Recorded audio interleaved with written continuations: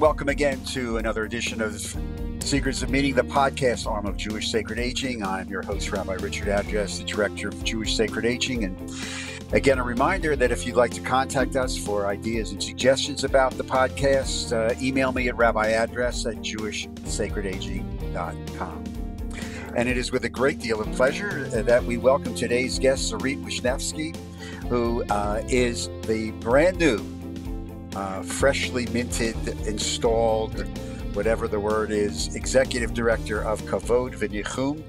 Full disclosure, Jewish Sacred Aging has done some work with Kavod V'Nichum in the past, and we've talked for them, et cetera, et cetera. But we want to explore, first of all, congratulations and Mazel Tov, Sarit. We want to explore exactly what Kavod V'Nichum is, and the larger question that really is occupying a lot of conversations in conferences about end-of-life conversations, the Chevrah Kadisha, the renewal of a lot of progressive Chevrah Kadisha groups around not only the United States, but North America and the world. So welcome, Sarit. It's nice to see you, and talk to me a little about, first of all, what is Kavod V'Nichum that you are now running? Absolutely. And thank you so much for having me. It's a pleasure. And full disclosure, we've only recently met as I've stepped into this role. And I have to say, I really enjoy every time we get to connect in our conversations and diving in with you. And I'm really excited to do it in this way today. Yeah. So Kavod V'Nichum. Yeah, absolutely. Kavod V'Nichum is Hebrew for honor and comfort. And honor and comfort are two core tenets of the work of the Chevrah Kadisha, or the Holy Society, or if we're going to translate it literally, the Holy Friends. It is the organization that provides, I like to affectionately say, umbrella services to networks of Chevrot Kadisha across the United States and Canada. We provide for them and also the wider Jewish community resources, education, and training about the end-of-life continuum. So we both focus on the work of the Chevrah Kadisha, which primarily focuses from the moment of death until burial, which includes the rituals of Shmira and Tahara, of watching the body, and the ritual purification of the body in preparation for burial. And we also provide with the continuum, when we talk about it, is from serious illness through dying, death, bereavement, and mourning. And the reason we do so really harkens back to the roots of the Chevrah Kadisha and the Prague model. Back in the 1600s, if we look, we're thinking about the work of this group of people in holding the community and holding their neighbors and their friends and their family through these last transitions of life. And so modern Chevrah Kadisha really focuses on a specific point in time, especially in this country. And yet there is this opportunity to think about this as a continuum from one moment to the next and see it through. And so, no, so I was going to say, so what else do we do? That is the area in which we focus. But what we do provide is we provide online learning through the Gamliel Institute, which is our education arm. We provide in-depth courses and training for Chevrah Kadisha members and for anyone who's curious about these topics. We also provide a taste of courses for people to drop in and to learn and explore topics about end of life and the work of the Chevrah Kadisha. We host a yearly conference that brings together members of Chevrah Kadisha and other community members to engage in learning and networking over the course of a few days. And we also curate and offer resources on our website to anyone who is entering in from really any place. And then the final piece that we do, which is really, I think, a core and beautiful piece of our work, is we help to train and create Chevrah Kadisha around this country. So those are in communities, in synagogues, wherever people come to us who are interested in beginning this holy and sacred work, and we provide the resources and the training to make that happen. So if somebody wanted to contact you or learn more about this, and the website is for colleagues out there and scholars and students, is a wealth of information, especially if you wanted to research responsa from across the denominational lines on all these issues that Sarit is talking about. So if you wanted to do research on the role of cremation in the various denominational settings, those responsa from denominational settings are on the website. And the website is, Sarit? Jewish-funerals.org. Jewish-funerals.org. A very, very powerful website, and just keep that in mind. That will get you one stop into the broader Kavod v'Nichum world. The Chevrah Kadisha groups, and I know that there's been a lot of conversation in some of the meetings that I've been attending on impact of COVID, and literally doing Chevrah Kadisha work, the washing of the body, the watching as well as the washing and the ritual prayers. Since sometimes you can't get into a funeral home and be with a body, especially in the early days when a lot of people were coming in who have died because of COVID. But Kavod has really pioneered like the virtual Chevrah Kadisha. Could you just talk a little bit about that? Because I think a lot of people are just totally unaware that this is happening around North America. Yeah. So just for a little bit of context too, for anyone who doesn't know me yet, I joined the organization about a month ago. I began as the executive director at the beginning of December, following David Zinner, who is the founder and executive director of 22 years. And so I come into this work, as you said, relatively new, and I'm really learning about all just the incredible things that this organization has done. And one of those incredible things was really the response during COVID. And in the beginning, when nobody was sure and we didn't have vaccines and people did not feel safe gathering, people and Chabad turned to Kavod v'Nichum to say, well, what do we do? You know, we have people in our community who are dying. We want to be able to care for them, and it doesn't feel safe. And so Kavod really responded by connecting with thought leaders and medical experts across the globe and in our country to say, well, what should we do? What are you doing? What are your recommendations? Because here we have, between 4 and 6 people who are going to come together, oftentimes in a very small space. Personal protective equipment was scarce. We didn't have the vaccines, and we want to be really mindful of these physical concerns. And the recommendation overwhelmingly was we need to stop going into the Tahara room. We have to stop going in. And so in those moments, a new ritual was developed called Tahara Ruchanit, which is a spiritual Tahara, which is a way in which the Chevrah Kadisha members could gather online, often in a Zoom or something similar to that, to with kavanah, with intention, to recite the liturgy, to recite the prayers for the mate or meta, for the dead person, and to provide the spiritual cleansing that we hope we're providing when we're physically in the room, but we weren't able to do that physically.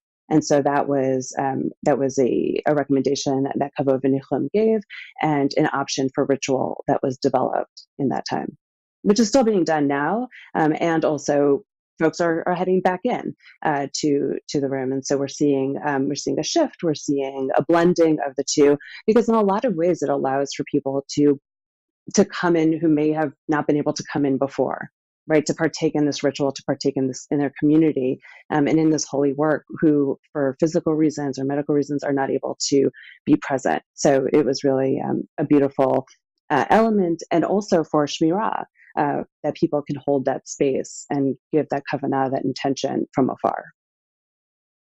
So Kavod v'Nichum, we should mention now also, since this is being posted at the beginning of March, is a co-sponsor of the annual National Bikur Cholim Conference, which began in January, is running through I think the beginning of April, every other Monday night at 7 o'clock.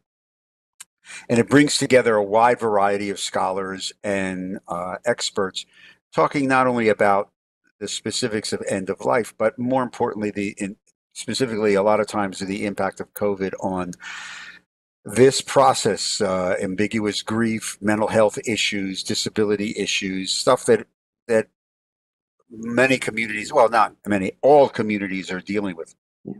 And it's not too late to register for this conference because Kavod is a co-sponsor, and you can go to the website jewish-funerals.org to hop on, and you can register for the remainder, the rest of the second half of the program.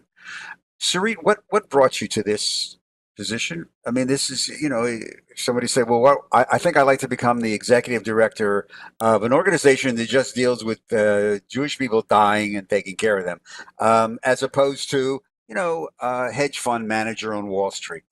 Well, just for the sake of argument, what motivated? Because I'm sure people say, why would you want to do that? It is a fair question. Although we'll have to replace hedge fund manager maybe with like chef or, a novelist or something. That's another story for another time. But I think in order to answer this question, I'm going to have to go back even further about this intersection of Judaism and end of life. And to share my story a little bit, I've always been fascinated about end of life, and have engaged in opportunities to be with people who were naturally at the end of their lives. So whether that were homebound elders or in nursing homes, or even my own grandparents who I had the incredible honor of being with at the end of their lives. I was curious, and have sought wisdom and meaning in those spaces. And about 4 years ago, I think it was at this point, I read a very small article in a magazine. And this very small article opened a really big world to me. And it was talking about end of life doulas or death doulas. And I had never heard of an end of life doula, was completely unfamiliar with the term, had heard of doulas, but only with birth. And I read this article and I called up my partner, Ari, and I said, that's it. I have to do this. I have to do this training. I'm going to become an end of life doula. They're doing this group, ANELDA, the International End of Life Doula Association. They're hosting it in 2 weeks. I'm going. It's like, great. Like, Godspeed. And so I did. And I did the learning and I attended the training. And there was two things for me in that moment that really that shifted things for me. One was I had gone into the training with this really simplistic thought about the work of an end of life doula, which was how incredible that no one has to die alone, right? That like there is a role for someone to be able to hold space while someone is transitioning out of this world. And that just was like, that was right here. The training opened that up for me. I would say that's a piece of it. And there's a lot more to it. And the second thing that happened was I realized in order to become an end of life doula, one must have a flexible schedule, or to be any doula of any sort. And at the time, it was not something I could commit to. So I took the training and I took the network and the learning, and I went back to my full-time job. At the time I was working with One Table, which I loved and was not ready to move away from. And I went back to my life. And then in May of 2020, I had given birth to my daughter, and I was struggling to feed her on my body. And I was in the birth center and wondered out loud, why was this so difficult? Why was this so hard? And the midwife, who didn't know me, turns to me and says, well, you've never seen it before. She was right. I had never seen a newborn baby come into this world. I'd never seen a mother try to feed, or a parent try to feed a newborn on their body. And I was like, yeah, you're right. Like, I should grant myself a little more grace. And wow, like we don't have language for this, and we don't have an understanding for this because we don't see it, because we've moved it behind closed doors, out of our houses, out of our communities, and into medical facilities. And then it clicked. And I had this moment of like, wow, like we've done that with death too, right? An inhale and an exhale, the two sides of the same coin. It was a real moment for me. And in the months to follow, we named my daughter for my maternal grandfather, and his spirit and my grandparents' spirits were with us in that space. And I was thinking about that they died in medical facilities. And I questioned, was that necessary, right? Had we known the signs and the symptoms, if we had had the language, if we were able to have conversations in advance, would that have been how they transitioned out of this world? And so I went back to work, but the seed had really begun to sprout. And in December of 2020, I left One Table to create my own path around end of life and Judaism. And coming off of One Table, really curious about ritual, I walked in questioning, well, what are the rituals that we have to hold people in our community at the end of life? Because I know we do a great job at death, right? Like I know what happens, or thought I knew what happens when somebody dies, and the rituals around burial and Shiva and more, right? And what comes before? Right? What do we offer? And so I started a podcast and a blog, and I started sharing thoughts and learnings and other people's stories about this intersection. And I started Googling organizations, right? Like, who else is doing this? Who will talk to me? And one of the only names that pops up when you start Googling is Kavod. And at the time, that was David Zinner. And David Zinner and I got on the phone. We started having these conversations, and I started learning more. And David did what David does, which is to say, like, come join us. Right? You're interested in this? Like, let's nourish that, because we need more people interested in this. We need more people talking about this. And so I did, and along the way, it became a question of continuity, and how is this organization going to continue for the next 22 years? How do we create these structures and put things in place so that we can continue to support Chevrah Kadisha and grow this movement and really think about this ritual for a larger population, because we all need to get better at talking about these things, whether that's specific ritual, whether that's planning, whether that's just thoughts about end of life in general. And so it became apparent that this was going to be a perfect fit to have me move into this role. And so that is how I find myself here, as part of this conversation, with the support and mentorship of David Zinner and all of the incredible staff at Kavod and the Gamliel Institute, really diving in to think about how do we keep this going. So it's the old story, I guess. Be careful what you wish for, because it can come true. So again, Mazel Tov on this. And just as a Thank reminder you. to the people who want to pursue a little bit more, we have a couple of one of the early death doulas, Eileen, did a podcast for us on Secrets of Meaning a couple of years ago. It's on the archive on the website, Amazing. as well as a couple of videos with David Zinner from a couple of years ago. I think actually pre-pandemic, where he talked about the beginnings of Kavod and some of the things that were happening with him, and they're available on Jewish Sacred Aging on the website as well. Talk to me a little bit about your impression of why all of a sudden, and it has a lot to do with the pandemic. I understand that uh, that the discussions about end of life issues are now becoming more open, accepting, with death cafes, uh, kavod stuff, conversations that we have on Jewish Sacred Aging, and a lot of the workshops that we do directly impact this. What's happening? Is it because the baby boom generation is getting older and we sort of like we want to control everything, including our own deaths, so we better get involved with this? Is there something else happening in the society? Factor in the pandemic. There's a lot of factors. What's your take on this? Yeah. Such a good question. I think there's so many possible answers. I'll share just I think a couple of ideas. I think the pandemic is definitely part of it. I think it's done two things. One is it is unfortunately brought death a lot closer for a lot more people. It has made it more real. It has made it something that we have to respond to. And I was actually just talking about this last night, that we don't learn in moments of trauma, right? We act. We're That's not when we like absorb and we come to a place of like a new understanding or what have you. But for a lot of us, we've been in this for so long, right? And I think there's this blend in some ways of like the trauma and the action, and now it's like long-term processing. And that's not to say like we're all consciously doing it, but we're living in it, and it's being fed to us either through personal experience or through media. We're hyper aware.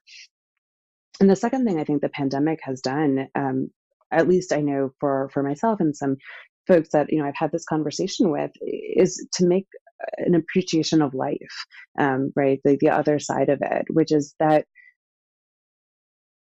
how do we spend our time? I think a lot of this, I'm reflecting back to conversations about work and about jobs, and like we're reading about everyone who's like leaving their work because well, time is short, so like why am I gonna suffer through something that doesn't fulfill me or make me happy? And we're really thinking about our home and our work life home, when you're working from home, and it all gets blended together, and you have that kind of constant feeling of like just grinding away, that there is a need to take more ownership of your life. I think you use the word control, and there is a real piece of like, what am I living for? And if we're thinking about that, we're thinking about it oftentimes on a clock, right? We're thinking about well, am I doing what I need to do now because time is short? And I think there is some confluence of these feelings that is leading people to consider, right, where they are in life and being open to these conversations a little bit more. And then I think there's this other side to think about in terms of Judaism and ritual, and taking ownership. And it's such a good question, because I don't yet see an overwhelming movement of younger people into it. When I say younger people, I mean like under 50. Right. I see, I think like you mentioned, right, like boomers, like people who are entering into new phases of their life, who are thinking about this for themselves. But I do feel a sense like something is bubbling, and I see it not specific to end of life ritual in Judaism, but to ritual in general. Right? What do we offer, and what do we have? What are these movements that can provide spiritual wholeness, right? To being Jewish, to being connected to a community, to our tradition. And I see a real interest in rediscovering that across generations. And so my hope is that this is part of it, right? Like up until a year ago, I didn't know what tahara was, and I consider myself very well versed in Jewish life. I went to yeshiva growing up. I went to a day school. I was engaged in Jewish life in multitudes of ways. I worked for many different Jewish organizations. And so to find out there's a ritual that no one had ever taught me, right? The Chevrah Kadisha in my mind was it was a part of the cemetery. We'd pass the gates in the cemetery, and my mom would say like, this is the Chevrah Kadisha. But did I know that it was a group of people who came together to perform these rituals, that they were the last hands to touch a community member, to care for them, to honor them? No, that wasn't. And in conversations I have with my peers now, I don't make any assumptions about people's knowledge when it comes to this, because we haven't talked about it. And I think there's this last piece to your question is about like, why now? Is I think our society in general is moving towards approaching things that have been taboo, right, that we don't talk about publicly, and beginning to talk about them more. But those conversations are they're coming to light. We're talking about, there's more organizations around grief and loss. We're seeing, in media in different capacities, like just I mean so many different taboos, and we could talk about them all, but I think this is one of them, and maybe it'll be like the great last one, to kind of open up and to confront the fears that we have and what we sit with, and mortality in general. And this is really a connective way to do it, and I think Judaism offers this stunning um, stunning mitzvah container opportunity to engage with it in meaningful ways, and both for ourselves and for the people that we care about, the people in our communities. I'm glad you mentioned the ritual. I mean, it's become one of the top three workshops that we get requested to do in congregations about this explosion of new rituals for new life stages. And there's a huge amount of being produced. and equally by lay people, not necessarily by rabbis, but people in the pew who are saying, "I'm living this. What is in the tradition that can speak to me about what I'm going through."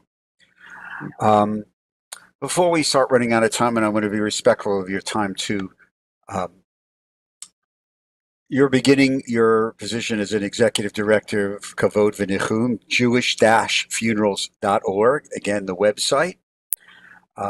You're building upon the standing on the shoulders of David Zinner, who created this over 2 decades ago and has watched it grow and flower.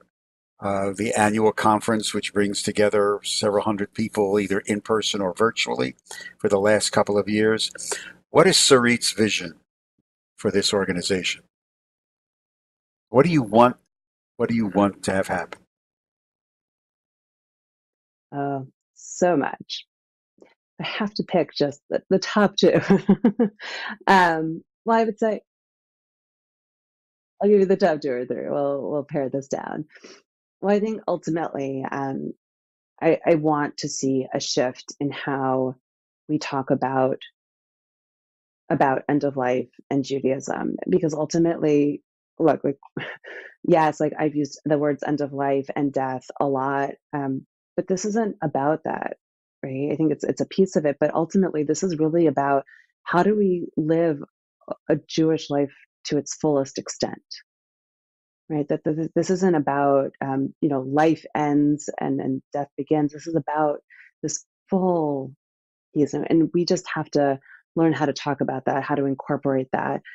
We need our leaders to be bringing this into their drash, into their speeches, into their offerings to the communities. We need better publicity for Chevrah Kadisha.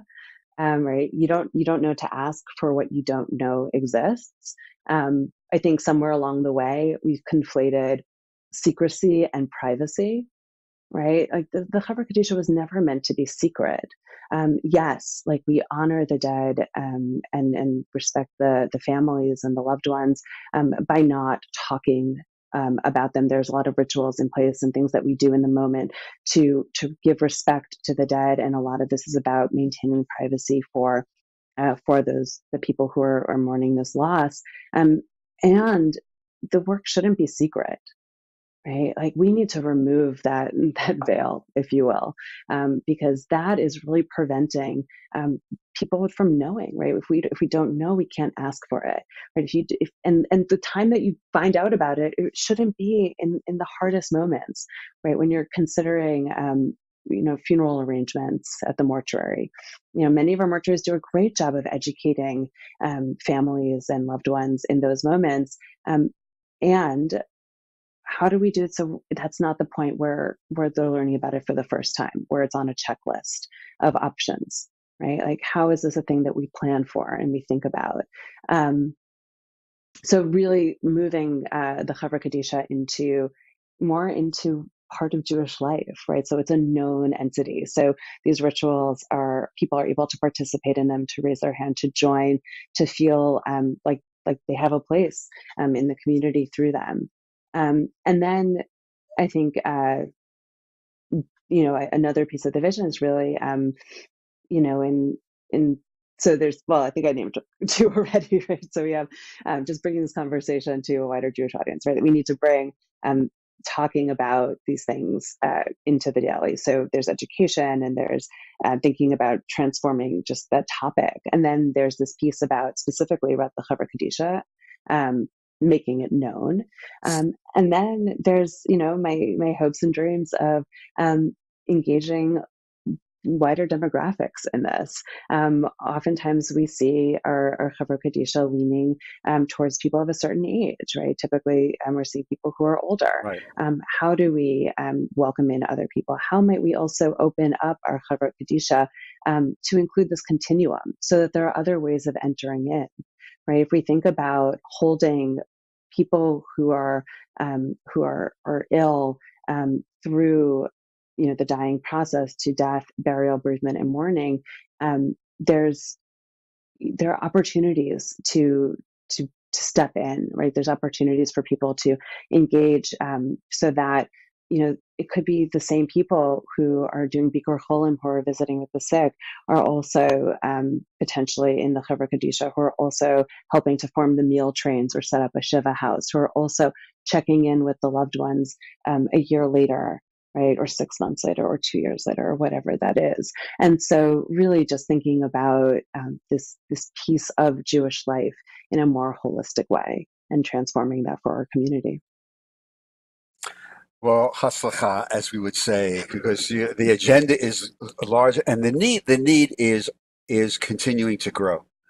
And as I think we've talked, there is a real openness now. There's a window that's open for this. I think it's going to stay open for a little while, and so right place, right time to be called to do this very, very, very sacred work. So we wish you much happiness and joy and luck in this, Sarit, as the new executive director of Kavod V'Nichum. Thank you very, very much for your time and your neshama. And stay in touch and just take care of yourself. Stay healthy, stay well, take care of your family. Most of all, take care of yourself. Okay? Thank you very, very much. Thank you, Richard. Thank you, Rabbi. This was wonderful. Appreciate it. Thank you. You're welcome. To all of you, thank you again for participating in this week's Seekers of Meaning podcast and TV show from Jewish Sacred Aging. Again, if you'd like to contact us, Rabbi Address at jewishsacredaging.com is the address. No pun intended. Actually, a pun intended. And if you'd like to make a tax-free donation to help support our work in these podcasts, go to the website, scroll down to the conveniently located donate button. Click on that. Just follow the prompts. It's real easy. Seekers of Meaning is recorded at the studios of Lubetkin Media Companies in beautiful Cherry Hill, New Jersey. And a big shout out to our producer, the genius Steve Lubetkin. To all of you, thank you very, very much for joining us. Most of all, please stay safe, stay healthy, take care of yourself. Until the next time, Lehitraot, Shalom.